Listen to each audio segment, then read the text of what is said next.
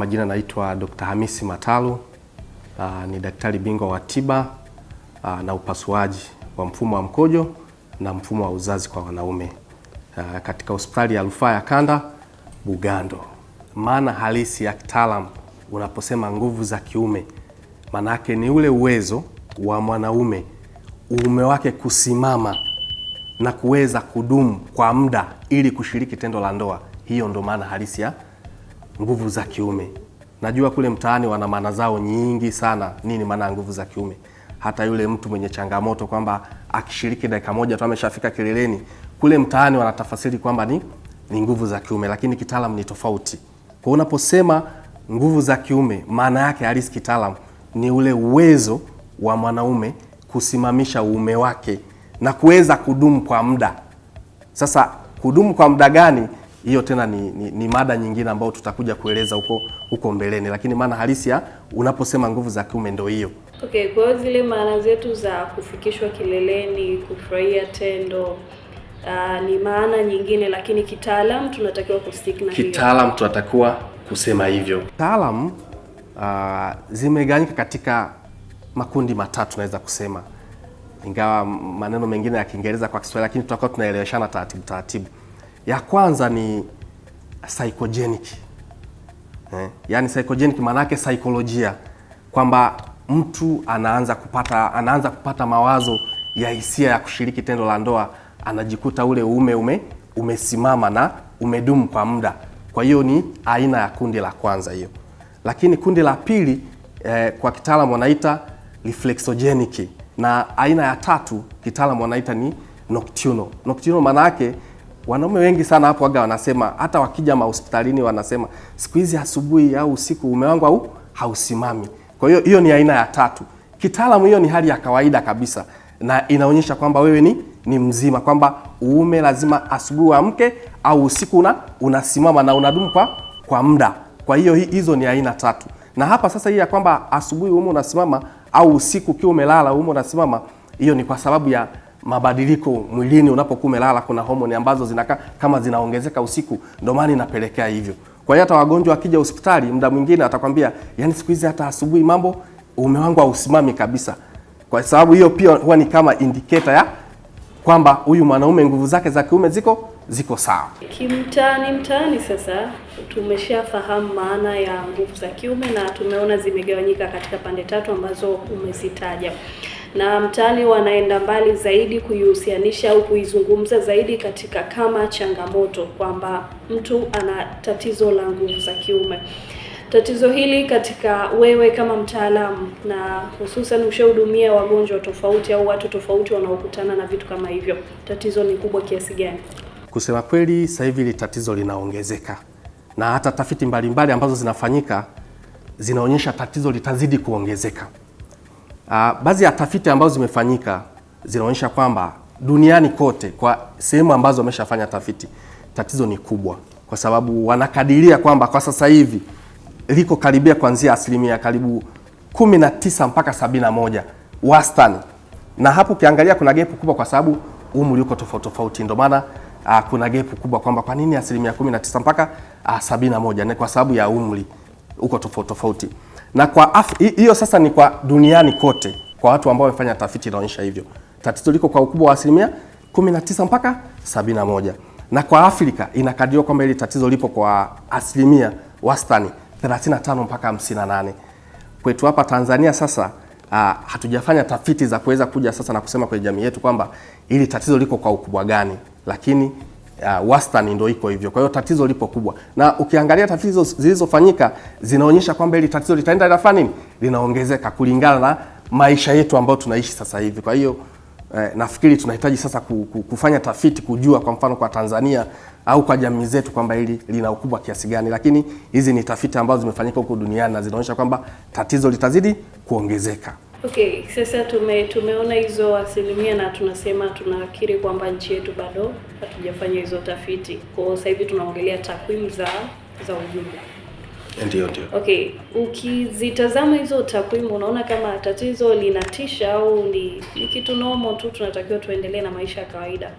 Hili tatizo linatisha kwa sababu mgonjwa anapokuja kwako ana hii changamoto, maana yake kwanza kisaikolojia anakuwa ameshateseka sana. Kwa hiyo ni tatizo ambalo linatisha kwa maana ya kisaikolojia. Na nafikiri ulishasikia hata huko mtaani watu muda mwingine mpaka inafikia hatua hata ndoa zinavunjika kwa sababu ya changamoto hii. Kwa hiyo ni tatizo kubwa na linatisha, kwa sababu inapofikia hatua watu wanaachana labda kwa sababu mwanaume ameambiwa na upungufu wa nguvu za kiume. Hata kile kitendo tu labda cha mwanaume kuambiwa kwamba bwana wewe una upungufu wa nguvu za kiume, labda kaambiwa na mwanaume, tayari ni kitu ambacho kinatisha, kwa sababu kwa mtu ambaye ameambiwa hayo maneno, obviously akitoka pale kisaikolojia hayuko sawa, anakuwa tayari almost pale kashatishika kabisa. Lakini yeye anajijua? Swala sio kujijua, lazima anataka aonyeshe umwamba wake kwamba bana niko sawa na niko fiti. Na inapotokea ndo maana anafika hospitalini, na tunawashauri waje hospitalini, waje kwa ajili ya kufanya uchunguzi kujua kwamba changamoto iko wapi. Najua ni mada ya siku nyingine, lakini unapokuwa na hiyo changamoto ni vizuri kutafuta matibabu. Angalau watu kujua kwamba bana nina changamoto hii hapa. Sasa inatibika, utafanya vipimo, utachunguzwa, ujue tatizo ni nini, ikiwezekana upate nini? Matibabu. Kwa uzoefu wangu sijawahi kupata mgonjwa ambaye kaja specific akasema tu kwamba bana mimi nataka ni check tu uwezo wangu uko wapi. Mara nyingi wagonjwa wanaofika hospitali tayari wana changamoto. Bwana mimi labda zamani nilikuwa niko vizuri, lakini siku hizi nguvu za kiume zimeisha kabisa au zimepungua kwa pasenti kubwa sana. Wengi wanaofika hospitali wanakuwa na malalamiko hayo. Lakini mtu eti kabisa yuko mzima kaja tukasema bana nataka ni cheki nguvu zangu za kiume, hapana. Wengi wanaofika hospitali ni wale ambao wana changamoto tayari. Okay. Sasa daktari, ni watu gani wanaathirika sana na tatizo hili? Tukizungumzia kwanza tuzungumzie upande wa mijini na vijijini, lakini pia kiumri tukaguse. Ni kuanzia umri gani ambao ndo unaafektiwa sana? Tafiti zinaonyesha kwamba watu ambao wanaathirika zaidi kwa maana ya umri ni kuanzia miaka 40 na kuendelea. Hilo grupu ndo linaonekana kwamba linaathirika zaidi na upungufu wa nguvu za kiume. Tafiti zote zilizofanyika zinaonyesha hivyo. Lakini kingine cha kuongezea tu pale, kadiri umri unavyoongezeka, nguvu za kiume pia zinafanya nini? Zinapungua kwa sababu mbalimbali ambazo baadaye huko tutakuja kueleza huko baadaye. Lakini kuanzia miaka 40 na kuendelea nguvu za kiume zinapungua. Kwa kadiri umri unavyoongezeka na tatizo pia linaongezeka la upungufu wa nguvu za kiume. Okay, kwa hiyo huo umri wa kuanzia miaka 40 kwenda juu ndo watu kwa mfano wajisikie wako safe au hapana. Kwa mfano kuna tafiti moja ilifanyika kuangalia ili tatizo la nguvu za kiume.